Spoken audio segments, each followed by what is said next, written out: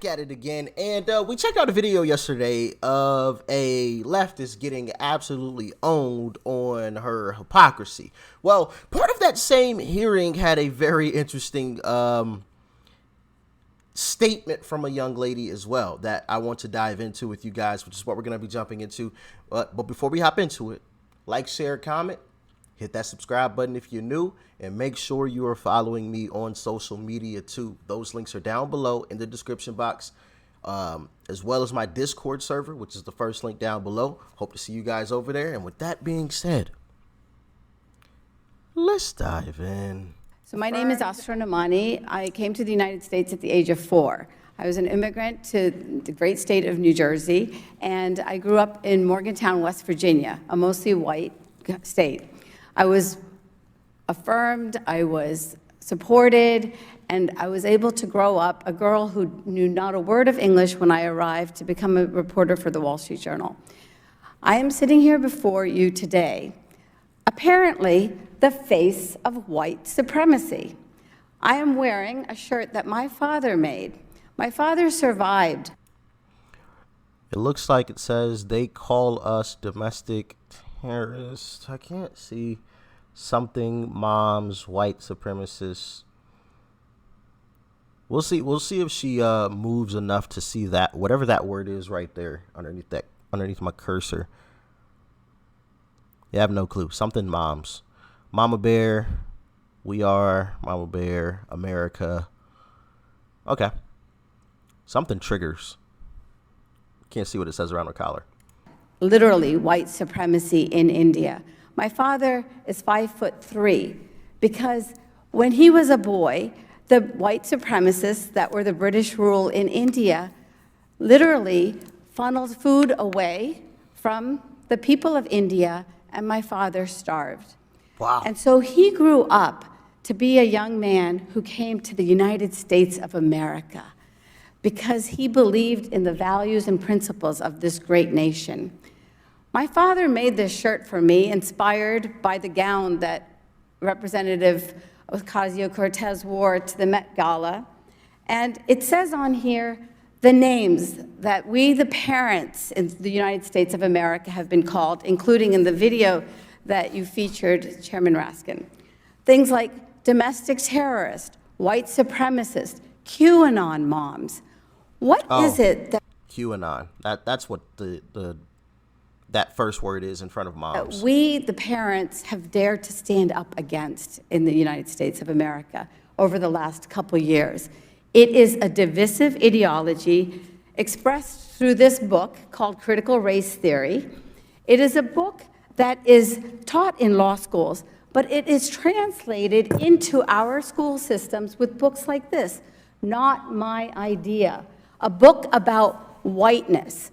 The trickle-down effect of the demonization of any human being because of their race is books like this. Where does this book take us as an idea?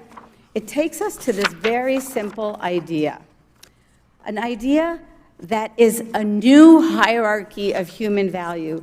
There is no doubt that the hierarchy of human value that was about white supremacy is illegitimate. Every single person is opposed to the idea of white supremacy.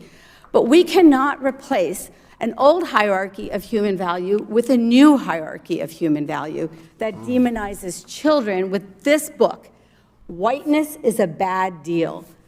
Signing a contract with the devil. What is the message in this? The message is the shaming of human beings. Yeah, that is an absolutely terrible and disgusting book right there. You signed a contract because you're white? Just because a kid was born white doesn't mean that they are evil people. Like that is just... Part of me is like, I can't believe people are saying this, but then, you know, looking at the times and other crazy stuff that we've seen, I'm like, yeah, I mean, I guess I could see people saying this craziness. You know what I mean? People are absolutely lunatics out here. A little kid, simply because of the color of their skin, they are horrible people, and they must pay for their sins. What? Oh, man, this is getting crazy out here. No child should be shamed. And why is this a threat to our democracy? Because we then have posters like this one in the Los Angeles School District. What does it say? F America, with KKK replacing the C. Because the idea is that our nation... They are putting this in schools. F America. Okay, well, if it's F America, first off, F you too. And why don't you F your way on up on out of here? How about that? F around and find out on a flight somewhere else. Matter of fact, you don't have far to go. You can go right on up to Canada. Since it's such a horrible place full of white supremacists and America, then leave. Skedaddle. Sheesh. Has become a white supremacist nation. And that is not true. That is not the reality. And we can see exhibited here today this poster also, F the police. This is an ideology that I call the woke army. It is an ideology of activists who are going through America's school districts and our communities, and what they are doing is a threat to democracy. What is the greatest threat that our children face today? It is the learning loss that has happened in our school districts. The Department of Justice declares clearly the characteristics that lead any human being to extremism include having less education. Yep. Chairman Raskin, I don't know if you know it, but the reading level in your school district, in Montgomery County Schools, is at 32% of kids that are reading at grade level. Math? 32%. And they're more concerned about saying, F the police and F America. And 32% of your kids are at grade level. 32. Less than a third of your students. But you care about them, right? You care so much about them. And only a third of them are at grade level. I don't want to hear nothing about, no, I care about my students. No, you don't. No, you do not. And the proof is in the eating, as Joe would say. Only a third of them. Less than a third of them. 2/3 of your students cannot read at grade level. Like, I would understand, 5%, 10%. I mean, I don't know the statistics on this kind of stuff, but those numbers sound a bit more reasonable. 10% of your students aren't at grade level. All right, cool. You got some class clowns here or there, whatever. Some students that have a harder time learning in that type of environment. All right, there's anomalies, there's situations and circumstances that happen. 10%, cool. 2/3. 2/3 is at 30%. Congresswoman, math is at 30%.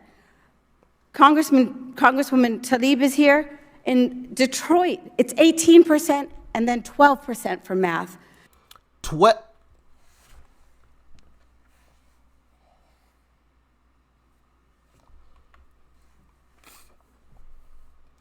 One of the squad members, almost 90% are not at grade level.